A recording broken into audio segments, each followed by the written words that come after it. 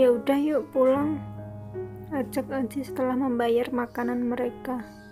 Di tengah perjalanan, Dinda mendengar suara yang tak asing baginya. Tahu bulat, begitulah suara itu samar-samar terdengar olehnya. Saat melihat mobil penjual tahu bulat itu, Dinda merengek ingin membelinya. Dan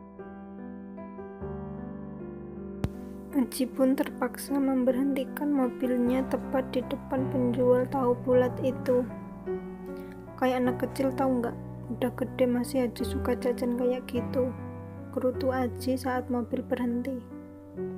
Ih, biarin, Dinda masih pengen ngemil tahu, ucap Dinda cemberut. Kakak mau nggak?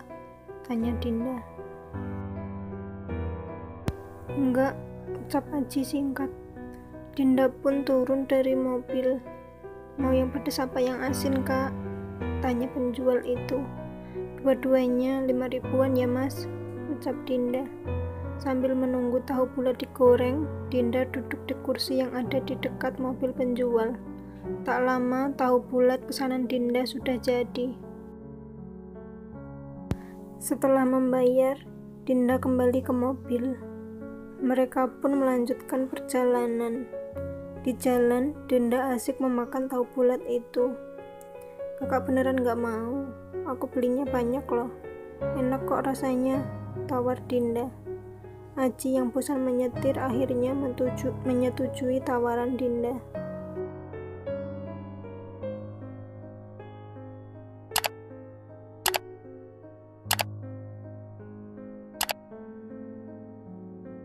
Mau yang pedas apa yang asin? Tanya Dinda. Dua-duanya boleh, ucap Aji. Dinda lalu menyuapi tahu bulat rasa pedas. Enak juga ternyata, pantas aja kamu ngerengek kayak anak kecil, puji Aji. Coba yang asin dong, pinta Aji. Dinda pun menyuapi Aji kembali. Setelah Aji lumayan banyak memakan tahu bulat itu, dia haus. Minum dong, haus, suruh Aji. Untung saja di mobil ada air minum.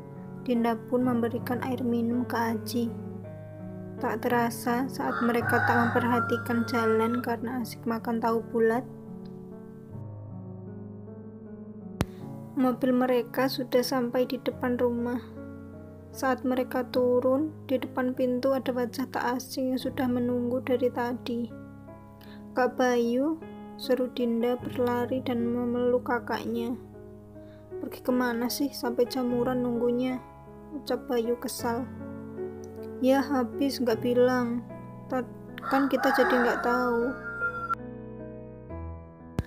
Kita tadi habis makan, ucap Dinda. Terus ini gak dibolehin masuk nih, ucap Bayu mengingatkan Dinda. Oh iya, masuk yuk, ucap Dinda sambil membuka kunci pintu rumah.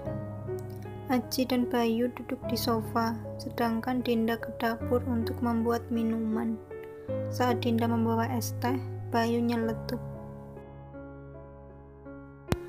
Jus nggak ada ya, panas banget nih, ucap Bayu mengibaskan tangannya.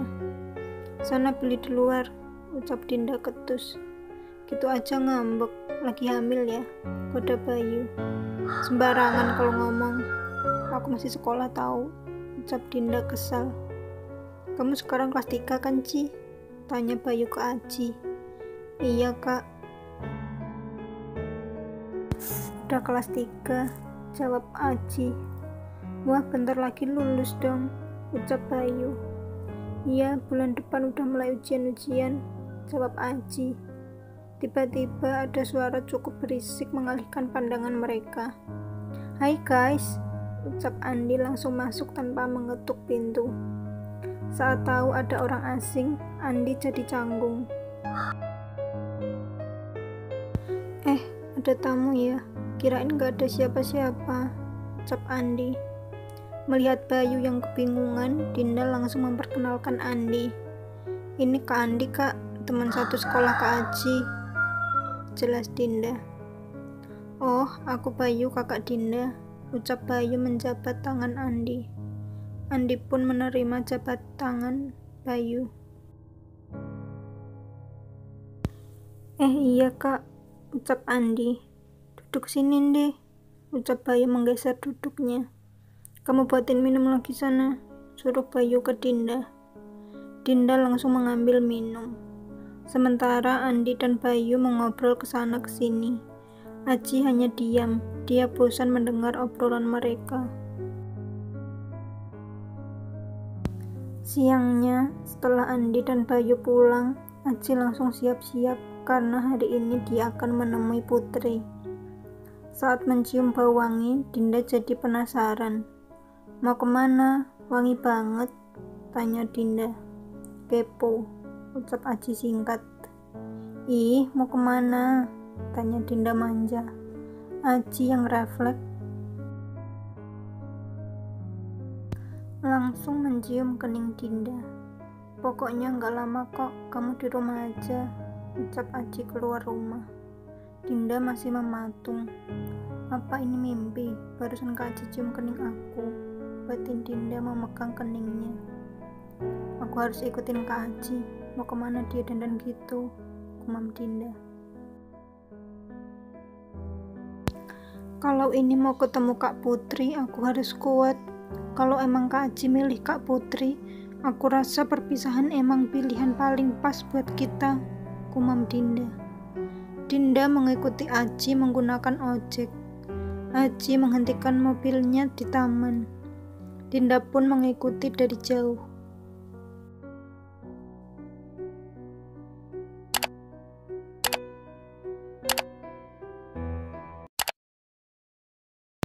Jarak Dinda dan Aji lumayan dekat, jadi apa yang Aji obrolkan dengan Putri, Dinda bisa dengar. Udah putus masih aja ketemu, dasar, batin Dinda. Aji sudah duduk di kursi taman dengan Putri. Aku pengen kamu jelasin semuanya tanpa ada kebohongan, ucap Putri sambil menatap Aji. Lalu Aji menceritakan semuanya dari awal waktu pertama kali ia diminta oleh mamanya untuk dijodohkan, sampai mamanya memohon dan membuat ia tak tega. Lalu pelamaran, sampai terjadi pernikahan yang hanya didatangi kerabat saja. Jadi kamu sempat tolak pernikahan ini? Tanya Putri. Iya, tapi mama berlutut di kaki aku, jadi aku nggak tega terus terpaksa mau, jelas Aji. Kamu cinta sama dia? Tanya Putri.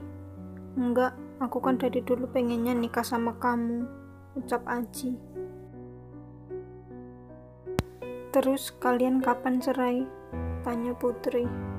Secepatnya, nanti kalau udah beres, kita udah lulus, kita nikah ya, ucap Aji.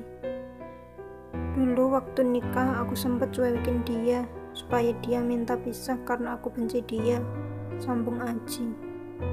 Mendengar itu, Putri memeluk Aji. Kok dipeluk Putri gini rasanya gak kayak dulu lagi ya? Apa jangan-jangan rasa cinta aku berkurang? Batin Aji. Aku tahu dia bakal bilang itu, tapi kenapa rasanya sakit banget hati ini? Gumam Dinda yang mendengar kata-kata Aji. Aku benci kamu, Aji, ucap Dinda berlalu pergi. Dia sempat menabrak Hanif yang entah dari kapan ada di taman itu.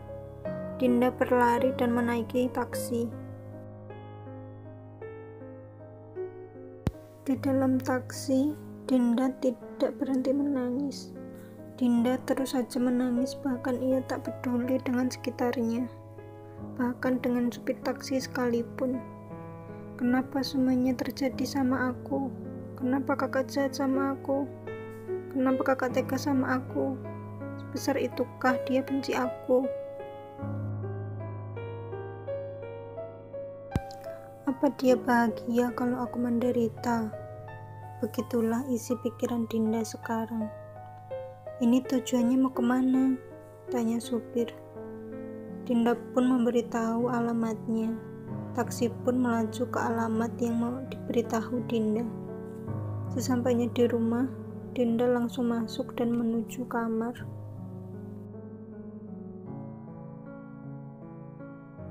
Ini mungkin yang terbaik buat kita, batin Dinda sambil menatap foto pernikahannya di meja rias miliknya. Dinda segera mengambil koper dan memasukkan semua bajunya ke dalam koper. Tidak lupa juga dengan foto pernikahannya yang amat sangat berarti untuknya. Penasaran dengan kelanjutan ceritanya? Jangan lewatkan part selanjutnya ya. Jangan lupa like dan subscribe dan nyalakan tombol notifikasinya. Nantikan kelanjutan ceritanya ya. Bye.